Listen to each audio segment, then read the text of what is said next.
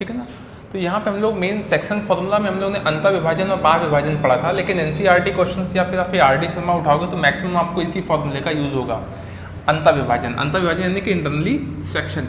मैंने इसका मीनिंग आपको एक्सप्लेन किया था। मीनिंग एक्सप्लेन कैसे किया था, एक बार जरा समझते। ये जो दो x1 और y1 होते हैं, ये हमारे दो पॉइंट्स हैं, ठीक है ना। ये किसी एक लाइन सेगमेंट के दो पॉइंट हैं, x1 y1 और x2 y2, ठीक है ना। यहाँ पे यदि कोई पॉइंट P कुछ इस प्रकार से है कि ये इसको M1 और ये इसको M2 पार्ट में डिवाइड कर रहा होगा, तो हम लोग को अगर इस पॉइंट P के निर्देशांक यानी कि कोऑर्डिनेट निकालने हैं तो हम लोग इसका यूज करते थे। इसके लिए मैंने बताया था कि ये एक पॉइंट A है, ये B है और यहाँ पे कोई पॉइंट P है, हम लोग इसके कोऑर्डिनेट फाइंड आउट करते हैं। यानी कि ये पॉइंट बाहर है, एक्सटर्नली है, इसीलिए एक्सटर्नल डिवीजन हो गया, बाहर विभाजन हो गया।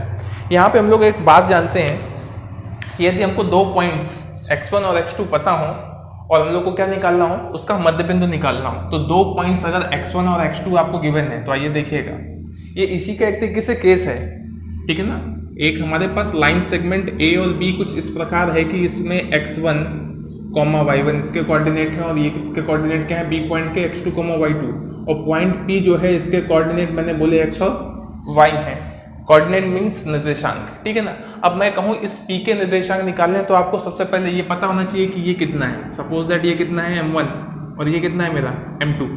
अगर ये क्वेश्चन में गिवन हो जाए कि ये जो P है, ये P पॉइंट इसको M1 M2 रेशियो में डिवाइड करके इसका मध्य बिंदु है, इस रेखाखंड यानी लाइन सेगमेंट AB का P एक मध्य बिंदु यानी कि मिड पॉइंट है। P is a mid point of AB line segment. So आप एक चीज जानते हो कि M1 अपॉन M2 क्या हो जाएगा, 1/1, ठीक है ना। अरे भैया इस चीज को फिर से समझिए, यदि ये इक्वली बाइसेक्ट कर रहा है तो ये M1 रेशियो M2 क्या हो जाएगा, इसको 1/1, ठीक है ना। तो यहीं से हम लोग फॉर्मूला अपना डिराइव कर लेते हैं। जरा देखिएगा फॉर्मूला हम लोग ने वैसे क्या पढ़ रखा है, तो x, y इक्वल टू क्या हो जाएंगे, M1 प्लस M2। फॉर्मूला क्या था, M1 x2 plus M2 x1, M1 y2 plus M2 y1 upon M1 plus M2। अब मैंने आपको M1 का वैल्यू 1 बता दिया है, तो जरा उठा कर रखिए, 1 प्लस 1 कितना हो जाएगा, 2। ऐसे यहाँ पे 1 प्लस 1 M1 और M1 का वैल्यू क्या है, M, और M2 का वैल्यू क्या है, 1, तो 1 प्लस 1 2, 1 प्लस 1 2। उठा करके यहाँ पे रखिए M1, तो क्या हो जाएगा x2 प्लस x1, और यहाँ पे क्या हो जाएगा y2 प्लस y1। तो ये आपका एक यहाँ से फॉर्मूला डिराइव होकर क्या जाता है कि if x1 and x2 and y1 and y2, sorry, if x1 y1 and x2 y2 are the 2 points of a line segment and P is a midpoint, यदि x1 y1 और x2 y2 किन्हीं दो बिंदुओं के निर्देशांक हैं जो एक रेखाखंड बनाते हैं और उसमें P जो है वो उसका मध्य बिंदु है, तो फॉर्मूला हमारे पास डायरेक्ट क्या हो गया, x1 plus x2 upon 2, y1 plus y2 upon 2, ठीक है ना। अब हम लोग एक क्वेश्चन लेते हैं और उस क्वेश्चन से बहुत सी चीजों को अच्छे से समझेंगे, ठीक है ना। वहां से हम लोग एक ही क्वेश्चन को दो मेथड से कैसे सॉल्व करेंगे इसको देखते हैं। आइए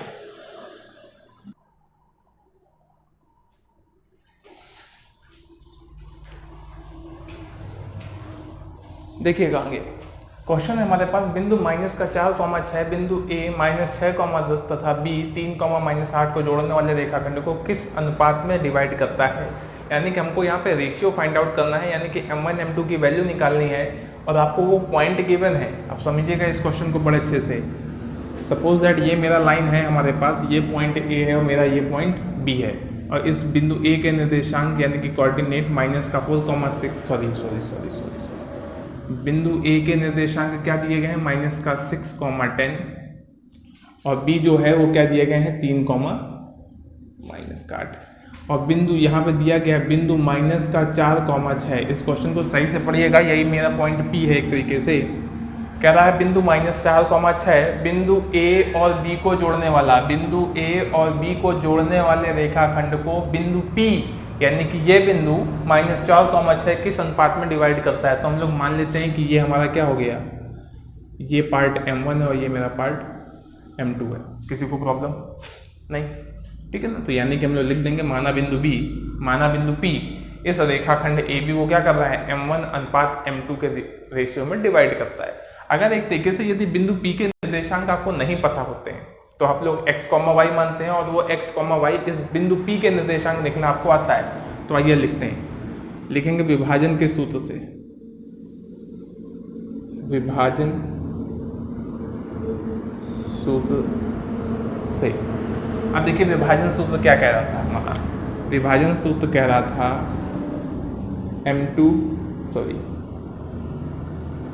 m1x2 प्लस m2x1 अपॉन में m1 m2 comma m1y2 plus m2y1 upon m1 plus m2। Correct है। अब देखिए एक चीज, ये होते हैं हमको ये पॉइंट x, y के कोऑर्डिनेट्स, आपको ये पॉइंट्स गिवन है, क्या है वो, -4,6। करेक्ट है। Then m1 plus m2, m1 plus m2, m1 और m2 तो पता नहीं है तो इसको एज इट इज लिख देते हैं हम लोग। यहाँ पे m1 भी नहीं पता है, x2 पता है, यस ये हमारा x2 है और ये y2 है, तो x2 का वैल्यू कितना है 3 प्लस m2 x1, m2 का वैल्यू पता है क्या, नहीं, तो m2 x1 क्या है मेरे पास, तो x1 यहाँ पे आइए क्या लिखा हुआ है -6 कॉमा m1 y2, m1 क्या है लिख लीजिए यहाँ पे, y2 क्या है, तो y2 है मेरा -8, y1 क्या है 10। इसको थोड़ा सा हल कर लेते हैं ये जगह, तो यहाँ आ गया 3m1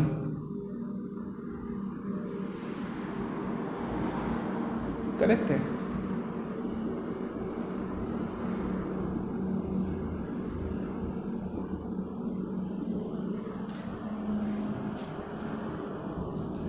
तो यहाँ से हो गया -4,6। अब आप एक चीज जानते हैं, जब फॉर्मूला हम लोग पढ़ ही रहे थे तब मैंने कहा था कि आप जब इस कोऑर्डिनेट को निकालते हो ये, तो ये किसका कोऑर्डिनेट होता है, ये x का कोऑर्डिनेट होता है, और ये जो होता है ये किसका होता है, ये y का कोऑर्डिनेट होता है। अब आप एक तरीके से यहाँ से देख सकते हैं कि ये किसके इक्वल हो जाएगा 4 के, और ये किसके इक्वल हो जाएगा 6 के। तो यहाँ पे किसी भी एक पार्ट को हम लोग ले लेते हैं, ठीक है ना। तो देखिएगा -4 equal to 3m1 -6m2 upon में m1 plus m2 cross multiply करा दीजिए, तो -4m1 -4m2 is to 3m1 -6m2। इसको हल कर लें तो 3 यहाँ पे आएगा तो -7 हो जाएगा, ठीक है ना। 3 यहाँ माइनस का आएगा तो 7 3 7, और ये प्लस का उधर जाएगा, माइनस का प्लस हो जाएगा, तो -2m2 कैंसिल आउट, ठीक है ना। क्या हो जाएगा, कैंसिल आउट हो जाएगा, और जब कैंसिल आउट हो जाएगा तो देखिए क्या आ गया, 7m1 बराबर 2m2, m2 को नीचे ले आओ, तो m1 upon m2 equal to क्या हो जाएगा 2/7। तो यहाँ से आप देख रहे होंगे m1 रेशियो m2 क्या निकल के आ गया 2:7। आई होप ये मेरी बात समझ में आ गई होगी सबके, ठीक है ना। अच्छा ये तो एक मेथड हो गया, इसके अलावा फिर तो इसके अलावा एक दूसरा मेथड है, और वो दूसरा मेथड कहेगा क्या, उसको भी हम लोग बड़े अच्छे से समझते हैं, ठीक है ना। इसी क्वेश्चन का सोल्यूशन हम लोग दूसरे मेथड से समझते हैं। अभी हमने पिछले क्वेश्चन में इसको कैसे हल किया कि एक लाइन सेगमेंट है हमारे पास, करेक्ट है ना। वो लाइन सेगमेंट ये रहा ए पॉइंट हमारा, ये पॉइंट बी है और ये पॉइंट बी है, और मैंने ये बोला था कि ये m1 और ये m2 है। यहाँ पे भी काम वही कर रहे हैं एक तरीके से, लेकिन चीज़ को समझना, ठीक है ना। ये पॉइंट P इस लाइन सेगमेंट AB को m1 रेशियो m2 के रूप में डिवाइड कर रहा है, ठीक है ना। तो हम इसको m1 रेशियो m2 लिख सकते हैं। क्या ये m1 यहाँ पर नहीं आ सकता, आ जाएगा ना। अरे 2:7 लिखा होगा तो इसको अपॉन में लिया होगा, 2/7 नहीं लिख सकते हो। यहाँ पे क्या हो जाएगा, इनटू में सपोज दैट 1, तो क्या आ गया m1 अपॉन m2 रेशियो 1, और इस m1 रेशियो m2 को हमने क्या लिख दिया, एक फॉर्म में k लिख दिया। अब मानते हैं, अतः बिंदु P रेखाखंड AB को k/1 के रूप में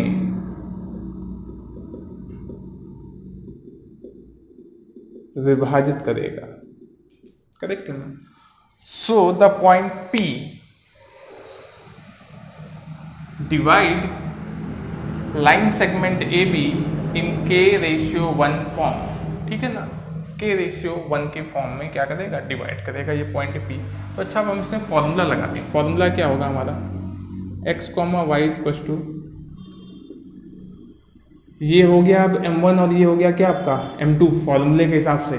तो ये हो गया m1 और ये m2, तो m1 प्लस m2, यहाँ पे भी क्या लिखते हैं, m1 हो गया और ये हो गया m2। और हमारे पॉइंट्स क्या हैं, x2 x1, सबसे पहले क्या लिखते थे यहाँ पे m1, और m1 क्या है मेरा k, और फिर क्या लिखते थे x2 प्लस 1 इंटू x1, यानी कि यहाँ पे डायरेक्ट क्या आ जाएगा x1।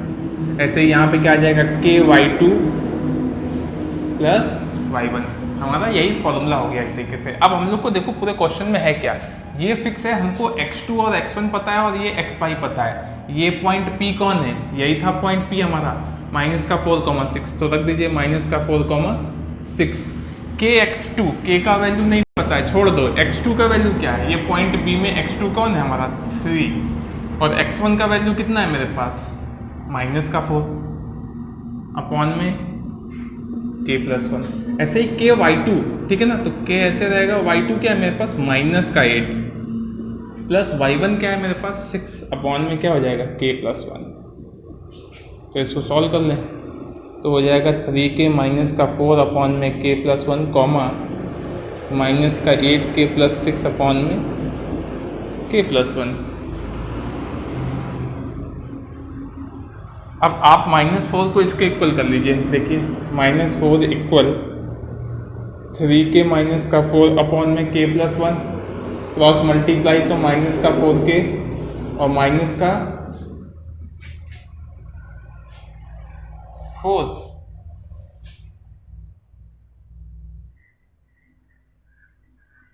तो यहाँ आएगा 3k माइनस का 4। कहते कोई पॉइंट गड़बड़ हो गया क्या अपना, यस, ये देखिए यहाँ पे हम लोग क्या पॉइंट गड़बड़ किया, x1 का वैल्यू क्या है हमारे पास माइनस का 6 है, ठीक है ना, सॉरी, ठीक है ना, तो ये यहाँ पे आएगा माइनस का 6, दिस इज माइनस का 6। अब देखिए माइनस का 4k और इसको इधर ले आओ तो 3k और इसको उधर भेज दीजिएगा तो क्या हो जाएगा, ये 4 3 7, और यहाँ पे आप सॉल्व करोगे तो माइनस का, तो 7k equals to 2, so k equals to 2/7। और अभी आपने k को क्या बोला था m1/m2, तो क्या आ गया 2/7 आ गया, ठीक है ना। अच्छा कई लोग कहते हैं कि यहाँ पर हम लोग अगर इसको 1/k लिख दें, कोई दिक्कत नहीं, जब 1/k लिखोगे तो जरा देखो होगा क्या, m1/m2 होगा, तो यहाँ से निकल के आएगा 1/m2/m1। तो जब सॉल्व करके यहाँ आओगे तो जब इसको हल करोगे आप, ठीक है ना, तो पूरे फॉर्मूले में चेंज हो जाएगा। यहाँ पे क्या हो जाएगा x2 प्लस kx1, यहाँ पे y2 प्लस ky1, और फॉर्मूले में अपॉन में वही रहेगा। सॉल्व करते हुए आओगे तो यहाँ पे आंसर 2, यहाँ k का वैल्यू 7/2 आएगा। जब 7/2 आएगा तो आप क्या करोगे, उसको आप ऊपर ले जाओ। अगर सपोज दैट देखिएगा k को अगर तुमने m2/m1 माना है, तो जब इसको सॉल्व करेंगे आप 7/2 आंसर आएगा। और आपको निकालना क्या है m1/m2, तो इसको उल्टा कर दीजिएगा तो क्या आएगा 2/7 आएगा। तो इस चीज को ये एक ऑप्शनल मेथड होता है, आप चाहे तो इससे लगा लें, चाहे तो क्वेश्चन को उससे भी लगा सकते हैं, ठीक है ना। तो देखिए अपने लोगों ने सबसे पहले डिस्टेंस फार्मूला पढ़ा, डिस्टेंस फार्मूला के बाद सेक्शन फार्मूले पढ़ाए, और सेक्शन फार्मूले के अंदर भी हम लोगों ने ये केस देख लिया, ठीक है ना। इस पे डिपेंड कई क्वेश्चन है। इसके अलावा मैंने आपको कंडीशन समझाई थी कि यदि कोई आकृति, यदि आपको बिंदु दिया जाएगा तो उससे कोई आकृति बनेगी, और वो आकृति को सिद्ध करना कि वो रोम्बस है, कि वो रेक्टेंगल है, कि वो एक स्क्वायर है, इसके लिए हमने आपको समझाया हुआ था, ठीक है ना। तो उसके ढेर सारे आप क्वेश्चन लगाइए, बहुत ढेर सारे क्वेश्चन आपको मिल जाएंगे, ठीक है ना। अब हम लोग अगला कॉन्सेप्ट समझते हैं, वो है एरिया ऑफ ट्राइंगल। किसी त्रिभुज का एरिया कैसे निकालते हैं यदि त्रिभुज के तीनों निर्देशांक दिए जाएं आपको। If the coordinate of the three vertices of a triangle is to be given x1 y1 x2 y2 and x3 y3, then find out the area of the triangle। तो आइए इस पर हम लोग थोड़ा सा विचार करते हैं। अगला टॉपिक क्या है, त्रिभुज का क्षेत्रफल, यानी कि एरिया ऑफ ट्राइंगल। देखिएगा एरिया ऑफ ट्राइंगल वैसे तो होता क्या है, यदि हमको किसी ट्राइंगल के पॉइंट ए बी और सी, हमको उसके अगर कोऑर्डिनेट गिवन है x1 y1 x2 y2 और x3 y3, तो हम लोग क्या कर सकते हैं, एरिया ऑफ ट्राइंगल निकाल सकते हैं। फॉर्मूला होता है 1/2 x1 y2 minus y3 plus x2 y3 minus y1 plus x3 y1 minus y2। ठीक है ना। याद करने के लिए कई लोग इसको 23, 31, 12 ऐसे करके याद कर लेते हैं। याद करने की टेक्निक आपके ऊपर, कैसे इसको याद करते हैं। हम जब इसकी प्रूविंग पर आते हैं कि इसको कैसे निकाला गया, कैसे डिराइव किया गया, जब देखते हैं सीजे सपोज दैट हमारा एक XY प्लेन था। इस XY प्लेन के अंदर हमारे पास 3 point A, B, C given थे कुछ इस प्रकार से कि A x1 y1 है, B x2 y2 है और C x3 y3 है, ठीक है ना। तो एक चीज समझिएगा जरा, आप जानते हैं कि ये डिस्टेंस कितनी होगी x2 इस पॉइंट के लिए, और ये हाइट क्या होगी y2। ऐसे ही यहाँ से यहाँ तक की डिस्टेंस क्या होगी x1 और ये हाइट क्या होगी y1। ऐसे ही O से N तक की डिस्टेंस क्या होने वाली है x3। अरे इस चीज को ऐसे समझते जाओ, ये है आपका x2, ये हो गया x1 और ये क्या है x3। ऐसे ही हाइट को लेकर के ये हो गया आपका y2, फिर ये है y1, ये पूरा कंप्लीट है ना फ्रॉम द वर्टेक्स A। ऐसे ही मैं करूंगा तो काफी फिगर गंदा हो जाएगा, तो आप बात को समझिएगा जरा। अब हम लोग को अगर एरिया निकालना किसका है, एरिया निकालना है इसका, ठीक है ना। तो हम लोग करने क्या वाले हैं उस चीज को समझिएगा। हम लोग A, B, M, L, आप इस चीज को देख रहे होंगे A, B, M, L। ये जो आपको एक डिजाइन दिख रही है, ये आकृति जो शेप है वो क्या है, एक समलंब है। और आप लोग जानते होंगे समलंब यानी कि ट्रेपेजियम, और ट्रेपेजियम का फॉर्मूला क्या होता है 1/2 सम ऑफ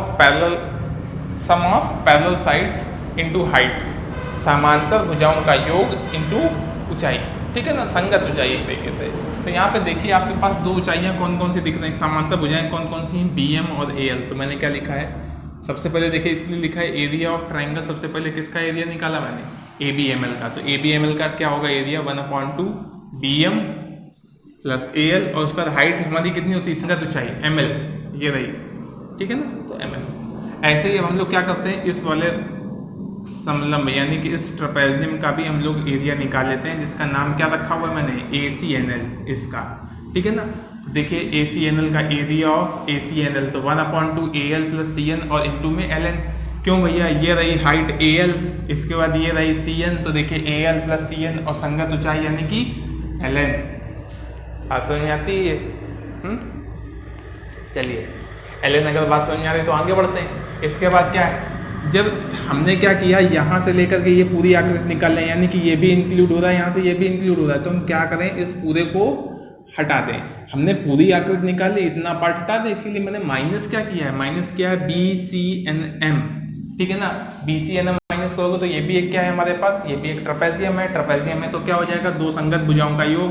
संगत भुजाएं हमारी कौन कौन सी है, BM और CN, और इनटू परपेंडिकुलर हाइट क्या है हमारी MN। अब आइए जरा देखते हैं कि BM है क्या हमारी, है ना। तो BM यहाँ से यहाँ तक की ऊंचाई क्या होगी, आप ही बताओ, y2, करेक्ट है ना। तो आइए जरा इसको लिखते जा रहे हैं, 1/2 y2 प्लस AL का वैल्यू क्या है आपके पास, AL देखिए क्या है हमारा, AL हमारा y1 है, तो क्या हो जाएगा प्लस का y1।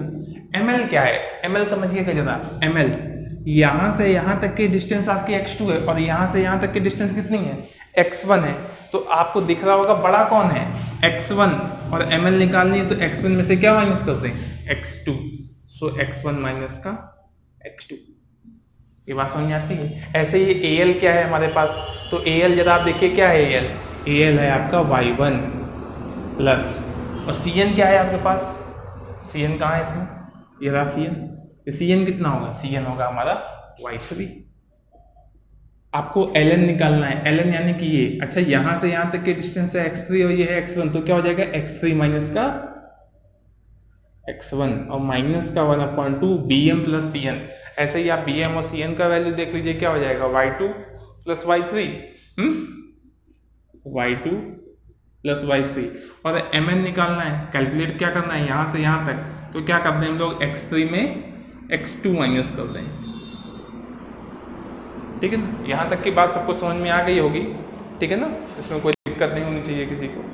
अब इससे सॉल्व करने पर आते हैं जरा। अच्छा एक चीज देखो, अभी मैं पूरा मल्टीप्लाई कर दूंगा तो बहुत लंबा भागेगा, जरा चीज को अब यहाँ से समझना। मैंने क्या किया, इस सबसे पहले तो 1/2 कॉमन है तो सबसे बाहर बुला लिया 1/2, ठीक है ना। इस x1 का इसमें मल्टीप्लाई कराओगे क्या आएगा, x1 इंटू में ये ब्रैकेट, करेक्ट है। अच्छा यहाँ पे भी मेरे पास x1 है, ठीक है ना, जरा इस बात को समझिए, यदि इसका इसमें मल्टीप्लाई कराओगे तो क्या आएगा, x1 और ब्रैकेट में y2 प्लस y1। अच्छा एक बार जरा इसका कराओ तो क्या आएगा, माइनस का x1 ब्रैकेट में y1 प्लस y3। अच्छा क्या इन दोनों में फिर से देखो क्या कॉमन होता है, x1। तो मैं इस स्टेप को थोड़ा डायरेक्ट लिख रहा हूँ, समझिएगा क्या किया मैंने, इसका इस x1 का केवल इससे मल्टीप्लाई कराया, ठीक है ना, और मैंने x1 को बाहर रख दिया, क्या आया आपके पास y2 प्लस y1, ठीक है ना। यहाँ से भी ये माइनस जो है पहले तो अंदर भेज दिया और x1 का मल्टीप्लाई कराया, और x1 क्या कर रखा है कॉमन, तो ये माइनस का y1 और माइनस का y3, ठीक है ना। फिर आगे बढ़ो, x2 का मल्टीप्लाई कराओ और माइनस अंदर भेज देना है, तो माइनस का y2 माइनस का y1। अच्छा x2 हमारे पास यहाँ कौन लिए बैठा, ये भी क्या करेगा, माइनस इन लोग को बांट देगा।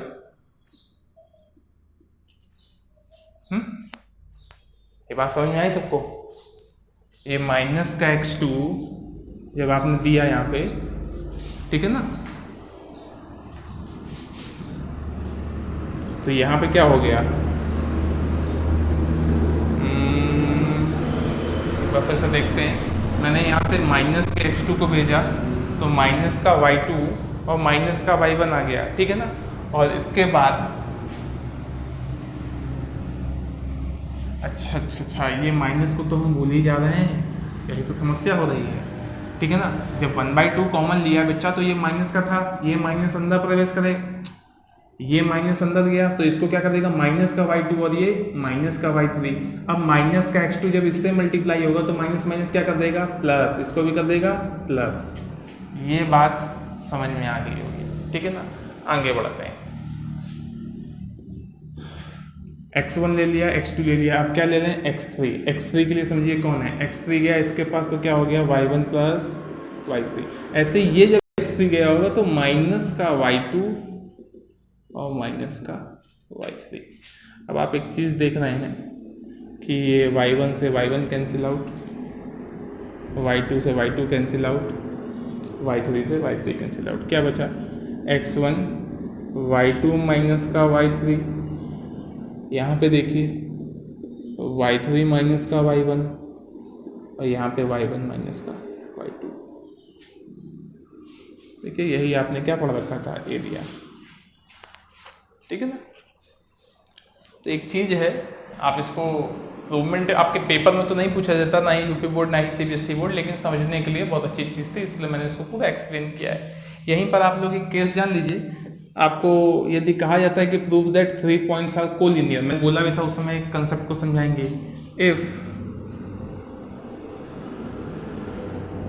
3 पॉइंट्स आर कोलिनियर, कोलिनियर का हिंदी मीनिंग है भैया समरेख सिद्ध करने की बात आती है। सो ये जो डेल्टा से डिनोट कर रहे हैं ये एरिया ऑफ ट्राइंगल है, ठीक है ना। तो एरिया ऑफ ट्राइंगल को क्या कर देना है, इक्वल टू 0 यदि आपका आ जाता है, ठीक है ना। यदि एरिया जो है वो 0 निकल करके आता है, यानी कि कुछ है ही नहीं, ये तीनों पॉइंट्स क्या है एक तरीके से कुछ स्ट्रेट लाइन में सीधे सीधे संरेख हैं, इसीलिए एरिया 0 निकल करके आ गया होगा। तो आपको जब भी सिद्ध करना हो कि सिद्ध कीजिए कि एरिया जो है वो 0 होगा, सॉरी तीनों पॉइंट को संरेख सिद्ध करना है, तो आप क्या सिद्ध कर लेंगे कि उनका एरिया जो है वो क्या है, 0 है। I hope